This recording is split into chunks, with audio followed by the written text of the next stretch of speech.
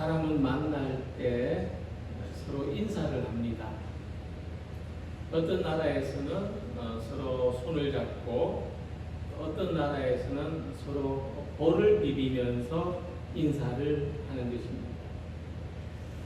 세계에서 가장 행복한 나라로 손꼽히는 티벳의 전통적인 인사법 가운데는 머리에 쓴 모자를 벗고 혀를 내미는 인사가 있습니다.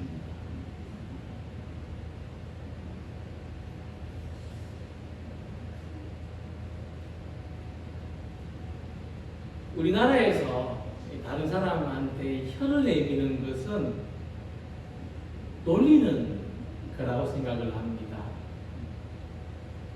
하지만 티벳에서 모자를 벗고 혀를 내미는 것은 상대방에게 자기를 노출하는 행동입니다. 보시다시피 나는 머리에 뿔이 없습니다.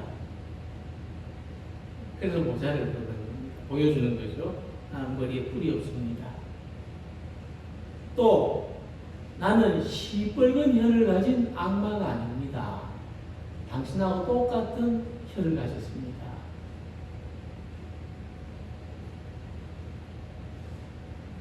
유대인들은 3000년 넘게 샬롬이라는 인사를 하고 있는데 샬롬은 평화라는 뜻입니다. 그래서 유대인의 탈무드에 샬롬하고 인사했는데 이 인사를 듣고도 샬롬이라고 화답하지 않는 것은 상대방의 평화를 도둑질하는 것이다. 그렇게 말했습니다. 이렇게 사람이 서로 인사를 하는 것에는 인사의 형식이나 방법은 각각 달라도 평화를 전하는 의미가 있습니다. 우리나라에서도 인사를 할 때 안녕이라는 말을 사용하는데 곧 평안을 빈다는 뜻입니다. 이렇게 어느 나라, 어느 민족이든 인사할 때 평안을 기원하는 것은 우리의 삶의 평화가 대단히 소중하다는 사실을 말해줍니다. 이 평화가 얼마나 소중한지, 어느 만큼 소중한지 알게 해주는 말씀이 성경에 있습니다. 너희 속에 소금을 두고 서로 화목하라 하는 말씀인데요. 예수님 말씀입니다. 이 소금은 우리 속에 없어서는 안 되는 영양소를 공급해주는 식품입니다. 염분이 부족하면은 신경이나 근육이나 혈관이 손상됩니다. 또 질병을 스스로 치유하는 능력도 떨어집니다. 그래서 과거에는 이 소금이 현금처럼 쓰였습니다. 월급 생활하는 사람들을 가리켜서 셀러리맨이라고 하는데 로마는 군인들한테 소금으로 월급을 줬던 데서 유래된 말입니다. 그러니까 소금은 먹는 금이라고 할 수 있을 만큼 사람이 살아가는데 아주 소중한 겁니다. 그런데 예수님께서 이 사람이 음식을 먹을 때 소금이 없어서는 안 되는 것처럼 사람과 사람 사이의 관계에서는 화평이 있어야 됩니다. 평화가 있어야 됩니다. 반드시 이 화평을 유지하면서 살아가야 된다고 소금에 빗대서 가르쳐 주신 것입니다. 또한 예수님은 하나님 보실 때에도 사람 사이의 평화가 얼마나 중요한지 또 얼마나 시급한 것인지 이렇게 말씀하셨는데 예물을 제단에 드리려다가 거기서 내 형제에게 원망 들을 만한 일이 있는 것이 생각나거든 예물을 제단 앞에 두고 먼저 가서 형제와 화목하고 그 후에 와서 예물을 드리라 하고 말씀하셨습니다. 이 말씀에서 볼 때 하나님이 우리에게 원하시는 것도 사람들 사이에 화평이 있는 예배라고 하는 것입니다. 화가 나 있는 마음으로 예배를 드리면 은혜가 와닿지 않습니다. 그래서 화평하고 와서 예배를 드리라 말씀하셨던 것은 그래야 우리가 하나님을 더 가까이 만날 수 있기 때문입니다. 그래서 우리는 모든 사람과 더불어 화평을 추구하면서 살아야 합니다. 더 나아가서 화평케 하는 것은 주님이 우리에게 주신 사명이라고 사도 바울은 고린도 후서 5장 18절에서 말씀했습니다. 특히 오늘 함께 읽은 말씀에서 예수님은 화평하게 하는 자는 복이 있나니 그들이 하나님의 아들이라 일컬음을 받을 것이며 하고 말씀하셨습니다. 그러니까 평화를 누리는 것은 소극적인 자세라면 평화를 이루는 것은 적극적인 자세. 많은 사람들은 평화를 누리기를 원하죠. 근데 예수님은 여기서 적극적으로 나아가서 평화를 이루라고 하십니다. 그래서 우리는 화평케 하기 위하여 어떤 모습으로 살아야 하는지를 함께 생각해 보며 은혜를 나누고자 합니다. 서양 사람들은 인사를 할 때에 악수를 합니다. 악수를 할 때는 잘 보시면 오른손을 내밀어요. 그리고 여성과 남성이 악수를 할 때는 남성이 여성의 손을 먼저 잡는 것이 아니고 여성이 손을 내밀 때까지 기다리는 것이 예의라고 합니다. 무엇보다 인사를 할 때에 서로 손을 내밀어서 악수를 하는 의미가 뭐냐가 중요하죠. 왜 악수를 하느냐? 내 손에 아무것도 없다. 내 손에 총을 가지고 있지 않다는 것을 보여주는 뜻이라고 합니다. 아무리 낯선 사람이라도 손을 내미는 것은 내 손에 총이 없다. 내가 당신을 먼저 쏘지 않는다. 상대방을 안심시키려고 하는 뜻입니다. 하는 말씀입니다. 그래서 사람들 사이에 평화를 이루며 산다는 것은 뭐냐면 내가 당신을 해롭게 할 의사가 없습니다. 내가 이 교회를, 이 공동체를 해롭게 할 마음이 없습니다는 그런 뜻을 행동으로 표시해야 합니다. 만날 때마다 표시해야 됩니다. 나는 당신을 해롭게 할 의도가 없습니다. 그게 악수하는 거예요. 특히 낯선 관계의 사람일수록 먼저 인사해야 돼요. 그래서 호의를 표시해야 돼요. 별것 아닌 행동처럼 보여도 반갑게 인사하고 서로 손을 잡고 환영과 기쁨을 표시하는 것이 화평케 하는데 대단히 중요합니다. 특히 교회는 서로 환대하는 공동체입니다. 환대한다는 것은 서로를 기쁘게 반갑게 맞이하는 것입니다. 그래서 교회의 특성은 누구든지 반갑게 맞이하는 것이 교회입니다. 교회의 특징입니다. 그런데 우리는 이 환대하는 것에 익숙하지 않을 수 있습니다. 예상치 못하게 누가 나를 막 기쁘고 반갑게 맞이해주면 우리는 상대방의 의도를 의심스러워할 수 있습니다. 저 사람이 왜 저러는가? 만약 우리 교회 처음 오는 사람이라면 우리가 막 반갑게 맞이하면 어떤 마음 가지겠습니까? 나보고 등록하라는 건가? 이런 생각을 할 수도 있습니다. 그러나 상대가 어떻게 생각하든지 상관없이 우리는 교회에서 만나는 모든 사람들을 반갑게 맞이해야 돼요. 그게 걱정되어서 주저되어서 멀뚱멀뚱한다면 그건 교회의 특징이 아닙니다. 만약 처음 오는데 이렇게 반갑게 맞이해 주지도 않고 먼저 인사해 주지도 않는다면 물론 내가 우연히 이 예배에 참석했다 할지라도 반갑게 맞이하지 않고 먼저 인사해 주지 않는다면 교회가 사랑이 없구나. 이 교회 사람들은 인정이 없구나. 이렇게 느낄 수가 있을 것입니다. 그래서 만약 먼저 손을 내밀었는데도 내 손을 잡지 않으면 좀 머쓱하고 또 실망이 되거나 또 뭐 상처도 받을 수 있겠지만, 그럼에도 불구하고 내가 내민 손을 상대방이 잡지 않을지라도 내가 먼저 손을 내미는 것이 평화를 이루는 것입니다. 자, 이렇게 손을 내미는 것은 상대방을 받아들인다는 표시를 하는 겁니다. 서로 손을 내밀지 않는다면,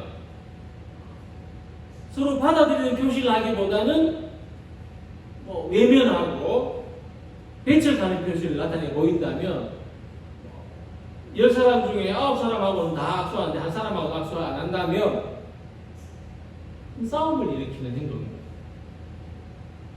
그러나 손을 내밀어서 서로 환영하고 받아들일 때는 우리들 사이에 화평이 이루어지는 겁니다. 손을 마주 잡음으로써 화해와 회복과 재결합이 이루게 되는 것입니다. 그래서 사도 바울은 빌립보서 2장 1절 2절 이렇게 말씀했습니다. 그러므로 그리스도 안에 무슨 권면이나 사랑의 무슨 위로나 성령의 무슨 교제나 긍휼이나 자비가 있거든 마음을 같이 하여 같은 사랑을 가지고 뜻을 합하며 한 마음을 품어. 빌립보 교회를 향한 사도 바울의 가르침처럼 신앙생활은 뭐냐면 주님을 사랑하고 이웃을 사랑하는 방법을 배우는 것입니다. 신앙생활은 먼저 주님을 사랑하는 방법을 배우는 것이고 그 다음에 이웃을 사랑하는 방법을 배우는 것인데 순서는 따로 없습니다. 그러니까 주님은 이런 사람들한테 충만한 복을 주십니다. 하나님은 우리가 교회 안에서 가지는 서로의 관계를 소중하게 여기고 불화나 상처나 혹은 갈등이 있을 때마다 그것을 극복해 나가고 건강한 교회로 성장하기를 원하십니다. 건강한 몸은 상처가 잘 치유되는 몸이죠. 그래서 할 수 있는 한 우리는 모든 사람과 화목하게 지내기를 힘써야 하는 것입니다. 그래서 하나님께서도 우리들과의 화평을 위해서 먼저 손을 내미셨는데 하나님이 우리에게 손을 내미신 그 표시가 뭐냐면 하나님께서 우리들에게 나는 너희들을 해롭게 할 의사가 없다 하는 그 표시가 뭐냐면 예수님을 보내주신 겁니다. 그래서 우리는 이 하나님의 내미신 손을 잡는 것인데 바로 그것은 예수님을 믿는 겁니다. 내가 예수님을 믿는 것은 하나님의 손을 잡는 겁니다. 나는 하나님을 절대적으로 의지할 수밖에 없는 힘없고 연약한 존재라는 것을 우리가 기도했습니다. 빈손을 모아서 하나님 앞에 나아가는 것입니다. 그래서 사람이나 하나님 사이에서 화평이 이루어지면 우리의 막혀있던 모든 문제도 해결됩니다. 문제가 해결되면 관계도 회복되는데 또 그렇지 않은 경우도 있습니다. 그러나 어느 누구와의 관계에서도 화평이 이루어지면 문제가 해결될 뿐만 아니라 쉽게 해결되지 않는 문제가 여전히 남아있을지라도 그건 아무런 문제가 되지 않습니다. 화평이 이루어지면 아무런 문제가 되지 않습니다. 개인 간에도 나라 간에도 마찬가지입니다. 좀 전까지 대포 쓰고 미사일 쏘고 싸웠다 할지라도 화평이 이루어지면 그건 아무 문제가 되지 않습니다. 그래서 서로 손을 잡는 화평이 대단히 중요합니다. 나한테 상처를 준 사람, 나를 공격한 사람, 내게 아직 미움을 가지고 있는 사람들하고도 화평의 손을 잡으시기 바랍니다. 그 손을 잡을 수 있는, 잡고자 하는 성도님들이 되시기 바랍니다. 우리를 긍휼히 여기시는 하나님 앞에 기도의 빈손을 들고 나가서 하나님이 주시는 평화의 선물을 빈손 가득히 받는 성도들이 되시기를 소망합니다. 두 번째로 화평케 하는 삶은 서로를 이어주는 것. 미국에 고든 맥도날드라는 목사님이 있는데 어느 날 아프리카 태생의 한 여의사하고 이야기를 하게 됐어요. 근데 이름을 들었는데 이름이 참 특이해서 그 사람 그 이름에 다 뜻이 있거든요. 당신 이름은 무슨 뜻이냐 하고 물었습니다. 그러니까 이 여인은 자기 이름을 다툼을 사라지게 하는 아이라는 뜻이라고 했습니다. 그리고 그녀는 왜 자기가 이런 이름을 갖게 되었는지를 말해줬는데 그녀의 부모는 서로 사랑했습니다. 사랑했으니까 결혼했겠죠. 근데 그들은 어떤 관계냐면은 이 서양의 로미오하고 줄리엣처럼 조상 때부터 집안이 원수입니다. 그러니까 서로 부족끼리 결혼해서는 안 되는 부족이거든요. 근데 그들은 너무나 사랑했기 때문에 쫓겨날 각오를 하고 결혼했습니다. 그래서 두 사람 모두 양쪽 집안에서 쫓겨났습니다. 그 다음에 이 딸이 태어났는데 이 딸이 태어남으로 말미암아 양쪽 집안이 서로 화해를 하게 되었다. 그래서 그때 부모님이 이 딸의 이름을 지어줬는데 다툼을 사라지게 한 아이라는 뜻으로 그 이름을 지어주었다는 것입니다. 근데 이 맥도날드 목사가 이야기를 들으면서 무슨 말을 했는가 하면은 야, 당신은 예수님 같은 역할을 하는 사람이네요. 이렇게 말했어요. 당신은 정말 예수님 같은 역할을 하는 사람입니다. 그랬더니 이 여인이 이 말에 감동이 되어서 예수님을 영접했다고 합니다. 이 평화는 이 여인이 가졌던 것처럼 다툼과 갈등 속에 있는 관계를 서로 이어주는 것입니다. 우리는 그런 삶이어야 됩니다. 친한 사람을 싸우게 만드는 사람이 아니고 갈라진 사이를 붙여주는 사람이 되어야 됩니다. 에베소서 2장 보면은 하나님께서 이렇게 하나님과 우리 사이를 이어주시고 사람과 사람 사이를 이어주셨다고 말씀한 부분이 있습니다. 이제는 전에 멀리 있던 너희가 그리스도 예수 안에서 그리스도의 피로 가까워졌느니라. 평화의 왕이신 예수님은 죄로 말미암아 떨어져 있었던 하나님과 우리 사이를 사랑으로 이어주셨고 화해와 용서로 이어주셨습니다. 예수님은 우리를 이어주시기 위해서 피를 흘리신 겁니다. 그런데 본문은 여기서 그치지 않고 예수님의 은혜로 구원받은 우리들도 그리스도 예수 안에서 선한 일을 위하여 지으심을 받은 자라고 말씀했습니다. 우리 또한 예수님처럼 모든 사람들을 하나님께로 이어주고 사람들 사이도 화평의 줄로 하나 되도록 이어주는 역할을 감당해야 한다는 것입니다. 화평케 하는 삶은 우리의 삶이 믿음 안에서 하나가 되도록 이어주는 삶. 어딜 가든지 이어주는 사람이 되시기 바랍니다. 이 사진을 보시면 저페니스 볼이라고 하는 사진입니다. 일본 도장이라는 뜻이죠. 이 사진을 자세히 보시면 특징이 있을 겁니다.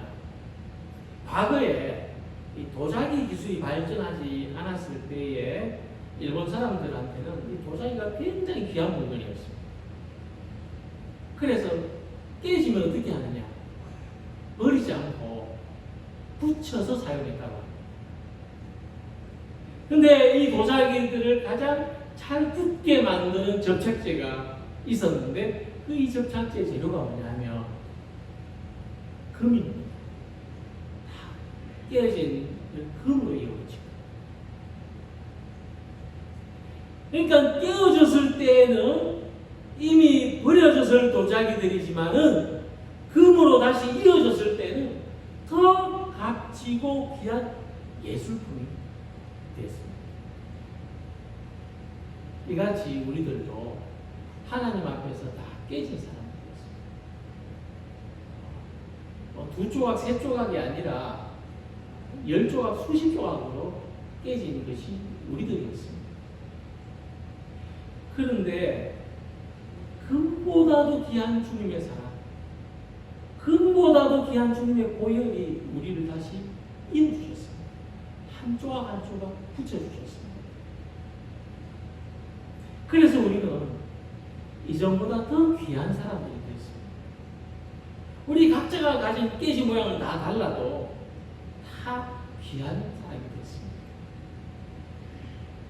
그래서 주님은 이제 우리들도 사람들의 깨진 마음을 다시 이어붙이는 존재가 되라고 말씀하십니다.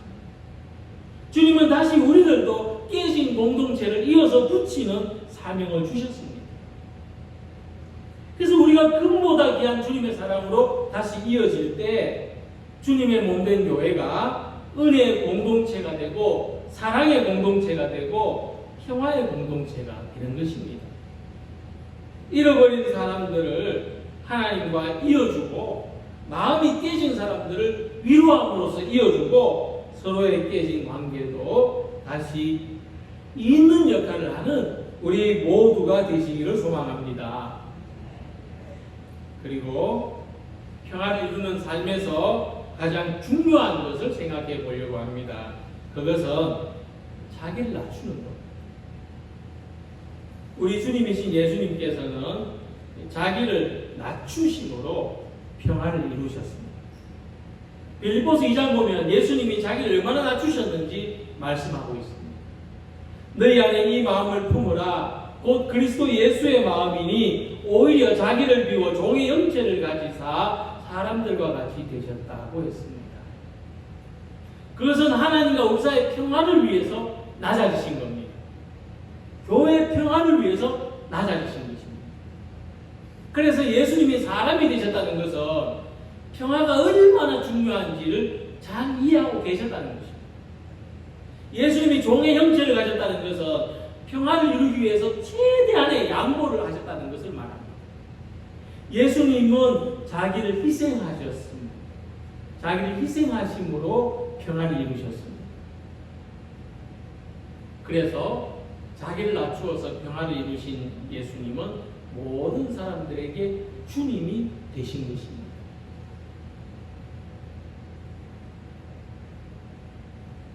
하나님의 본질은 샬롬. 샬롬은 하나님의 이름입니다. 하나님은 평강의 하나님이십니다. 우리가 샬롬 할 때, 평화를 빌 때, 안녕하고 인사할 때, 손을 내밀어 악수를 할 때 하나님의 이름이 거기에 있습니다. 하나님의 이름으로 하는 겁니다. 예수님 평강의 주님이시죠. 성령께서 주시는 열매도 화평입니다. 성령이 역사하시는 곳엔 샬롬의 역사가 있습니다. 근데 우리가 살고 있는 세상에 평화가 왜 없느냐 하면 사람들은 하나님도 무시하고 예수님도 무시하고 성령님도 무시하고 자기가 높아지고자 하기 때문에 자기가 주인되는 세상을 만들려고 하기 때문에 세상에 속해 있는 사람들은 자기 이익을 위해서 싸웁니다. 세상이 이런 줄 아는데도 우리가 자기를 낮추며 산다는 것은 정말 십자가를 지는 것과 같은 일입니다. 스스로 바보가 되지 않으면, 스스로 종이 되려고 하지 않으면 할 수 없는 일입니다. 근데 하나님의 뜻은 여기에 있습니다. 자기를 낮추는 사람, 화평하게 하는 사람을 하나님은 자녀라고 높여주시는 것입니다. 그래서 화평하게 하는 자는 하나님의 아들이라, 하나님의 자녀라 불려지게 됩니다. 왜냐하면 그 사람은 예수님처럼 했기 때문에 예수님처럼 먼저 손을 내밀고 서로를 이어주고 자기를 낮추었기 때문에 우리도 자기를 낮추어서 화평을 이루는 사람이 될 때에 하나님의 자녀로 불리게 되는 것입니다. 성경책 들고 다닌다고 십자가 메고 다닌다고 하나님의 자녀로 불려지는 것이 아닙니다. 화평케 하는 사람이 되길. 우리는 자기를 높이려고만 하는 세상 속에서 그들이 결코 이루지 못할 일을 하는 사람이기 때문에 세상 사람들이 죽었다 깨어나도 못하는 일을 우리는 할 수가 있습니다. 그것이 화평을 이루는 겁니다. 하나님의 나라는 평강이 다스리는 나라입니다. 그러므로 로마서 14장에서 말씀하기를 하나님의 나라는 먹는 것과 마시는 것이 아니요 성령 안에 있는 의와 평강과 희락이다. 이로써 그리스도를 섬기는 자는 하나님을 기쁘시게 하며 사람에게도 칭찬을 받느니라. 그러므로 우리가 화평의 일과 서로 덕을 세우는 일을 힘쓰나니 라고 했습니다. 우리가 왜 화평의 일을 힘쓰냐? 하나님을 기쁘시게 하고 사람들에게 칭찬을 받는 일이기 때문입니다. 사람들이 칭찬할 때 어떻게 칭찬하느냐? 저 사람은 정말 하나님 믿는 사람이다. 저 사람은 정말 하나님 자녀다. 하나님 백성이다. 이렇게 칭찬한다는 것입니다. 그러므로 우리가 평강이 없이는 하나님을 알 수 없습니다. 하나님의 나라를 알 수가 없습니다. 내 마음에 평화가 임할 때 하나님 나라는 이런 것이겠구나 할 수가 있습니다. 물 밖에 나온 물고기한테 어떤 좋은 환경을 꾸며줘도 아파트를 하나 만들어줘도 평화가 없습니다. 물고기는 물 속에 있을 때 진정한 평화를 누릴 수가 있습니다. 이처럼 우리도 하나님 안에서 진정으로 평안할 수 있습니다. 이 평화가 얼마나 소중합니까? 그러므로 우리가 이 세상 속에 우리의 평화를 흘려보내는 사람들이 되기를 소망합니다. 먼저 손을 내밀고, 내 손은 빈손입니다. 나는 당신을 해칠, 해롭게, 곤란하게, 마음 아프게, 서운하게 하는 의사가 없습니다. 하고 손을 내밀어야 합니다. 우리는 이어주려고 해야 됩니다. 어디든지 갈라진 사람, 멀어진 사람, 하나님하고도 멀어진 사람, 가족하고도 멀어진 사람, 이웃하고도 멀어진 사람 이어주려고 해야 됩니다. 그 중간에 들어가서 기어이 접착제가 되시기 바랍니다. 그러면 금과 같은 역할을 하는 겁니다. 그리고 평화를 위해서 자기를 낮추는 사람, 양보하는 사람, 십자가를 지는 마음, 예수님이 하신 거죠. 그렇게 화목하게 하는 삶을 살아가는 우리 모두가 되시기를 주님의 이름으로 기원합니다. 기도드리겠습니다.